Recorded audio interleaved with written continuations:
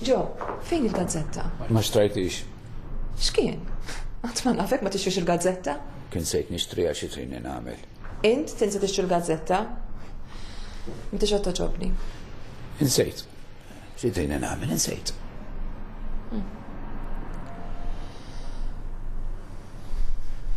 Joe.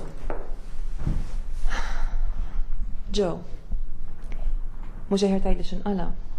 Ma għala xej. Joe, nafek sewjen. Għajdli x'għandek. Għandi skos nervi dak li għandi. Jekk hija l-pressure tax-xogħol, tinkwita xejn, nagħtik daqqatit jien. Kieku kienet il-pressure tax-xogħol fija u ma fijiex. Inħossni weġġa u rrabjat fl-istess ħin. Għaliex? Għamiltlek xi ħaġa jien? Le, mhux int. Il-ħbib li suppost li kelli. Xi ħbib huma? Dawk li issa ftit żmien ilu. Meta kelli x-xogħol ta' qabel, kienu dejjem iduru miegħi. Ma nafx ma kinux jivvintaw biex jagħmluni kuntent. Jistednuni għall-ikel, rigali, komplimenti. Issa x'biddelt ix-xogħol. Laqqas in-numru tal-mowbajl tiegħi m'għadhom jiftakru. Ma nafx li xed toħda daqshekk bi kbir. Ma nafx daqshekk bi kbira meta l-bib tal-qalb jalqulek il-bib f'wiċċek u josru. Anzi, issa qed nintaqa' magħhom u jdawru wiċċhom. Issa ma jafunix. Ma kif għadek ma fimċaj? Xi trini nifhem? Dil-kustjoni qed kidni lili. Nismagħhom jgħidu li l-verità mhix dik li tidher minn barra. Imma dik li tkun moħbija fil-qlub. Imma mhux sew li tiġi użat. Allura issa minn sta l-qudiem kif se nkun naf minnu l-vera ħabib? Kif se nkun naf l-verità jien?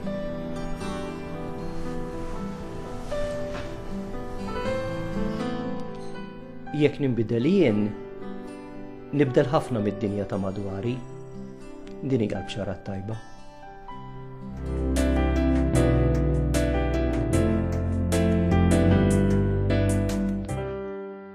Mill-Evanġelu ta' San Luqa. Ġesu qabad jgħidilhom, din il-kidba seħħet illum intom u tisimgħu. U l-koll laqgħu kliemu u staġbu għal kliem mimlih l-ewwa li kien ħireġ minn fommu u bdew jgħidu dan mhuwiex bin Ġuseppi. Iżda hu qalilhom, żgur li se tgħidu għalija dan il-proverbju, tabib fejn jaqlilek innifsek, dak kollu li smajna li ġara f'Kafarnawm għamlu hawn f'pajjiżek ukoll. U żied jgħidilhom, tassew ngħidilkom, ebda profeta ma jilqgħu tajjeb f'pajjiżu. Għax ngħidilkom is-sewwa kien hemm bosta romol f'Iżrael fi żmien Elija meta s-sema baqa' 3 snin u 6 xhur magħluq u waqa' ġuħ kbir fil-pajjiż kollu. Madankollu għand ħadd minnhom ma ntbagħat Elija, imma għand waħda armla minn Sarefta ta' Sidon. U kien hemm bosta mġidmin f'Iżrael fi żmien il-profeta Eliżew, imma ħadd minnhom ma ġie mfejjaq li f'Naaman tas-Sirja. Meta semgħu dan fis-sinagoga, kulħadd intela bil-korla. Qamu u ħarġuh il-barra mill-belt. Ħaduh fuq xifer ta' ardum tal-għolja li fuqha kienet mibnija l-belt tagħhom u rridu jixħtuh minn hemm fuqha l-isfel. Iżda hu għadda minn ġo nofshom u baqa' sejjer.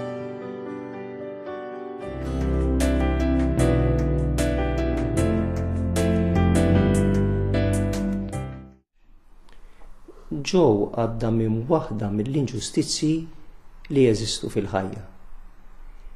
Min għalija għandi ħbieb li jħobbuni u jirrispettawni, imbagħad ninduna li mhumiex ħbieb sinċiri, għax dak li qegħdin ifittxu hu li jieħdu xi ħaġa minni.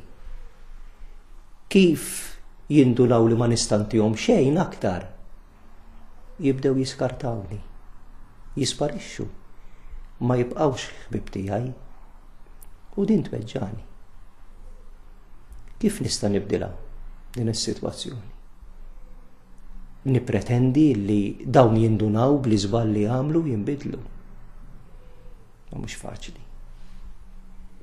Ġesu qed jgħidilna li jekk trid tagħmel dinja aħjar, jekk trid tagħmel dinja ġusta fejn inqas bnedmin ibatu, inqas bnedmin iweġġaw, tippretendix li tibdel il-ħaddieħor, imma inbidel int. Ħares lejn Ġesu, ara x'inhu jgħidlek, ara li ma valuri qed jippreżentalek, ħoss l-istedina li qed jagħmillek stedina ta' konverżjoni għax min jiltaqa' ma' Ġesu jinbidel, intelaq f'idejh, imxi warajh u inbidel int. Jekk tgħix b'ġustizzja inti, jekk tgħix sinċir inti, sa tagħmel il-ħajja tiegħek aħjar u l-ħajja ta' dawk ta' madwarek aħjar. Jekk ħafna jisimgħu minn Ġesu u jagħmlu hekk, ħajjitna tkun ħafna u ħafna aħjar. Ejjew nisimgħu il-Ġesu, inwieġbu għas-sejħa tiegħu u nħalluh jibdlilna ħajjitna. Din hija l-bxara tajba.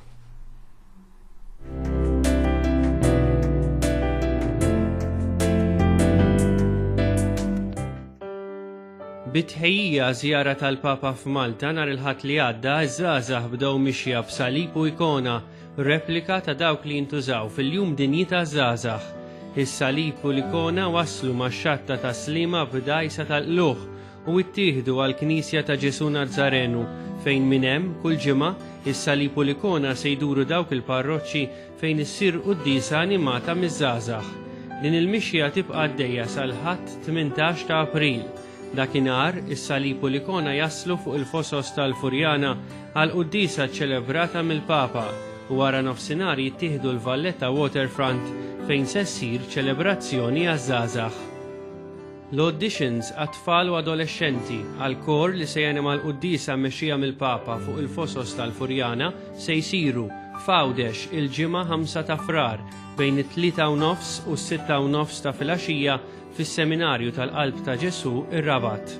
U f'Malta is-Sibt 6 ta' Frar bejn id-9:30 ta' filgħodu u n-nofsija fil-Kurja tal-Arċisqof il-Furjana.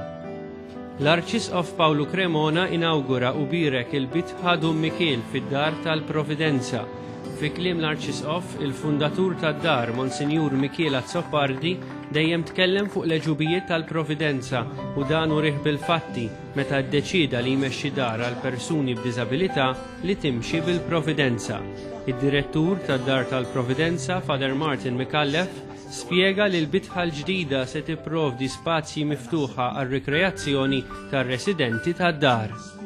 Nhar is-Sibt 6 ta' Frar, Proġett Impenn qed jorganizza l-konferenza Żwieġ b'Saħħtu. Il-konferenza se ssir fil-Lukanda Fenixja bejn id-9:30 u l-11:30 ta' filgħodu. Mistiedna jindirizzaw din il-konferenza il-Prim Ministru Lorenz Gonzi u s-Sinjura Gonzi, l-Arċisqof Pawlu Cremona u l-Kap tal-Oppożizzjoni Joseph Muscat u s-Sinjura Muscat. Għal aktar informazzjoni żur is-sit tal-Knisja f'Malta www.maltadiocese.org.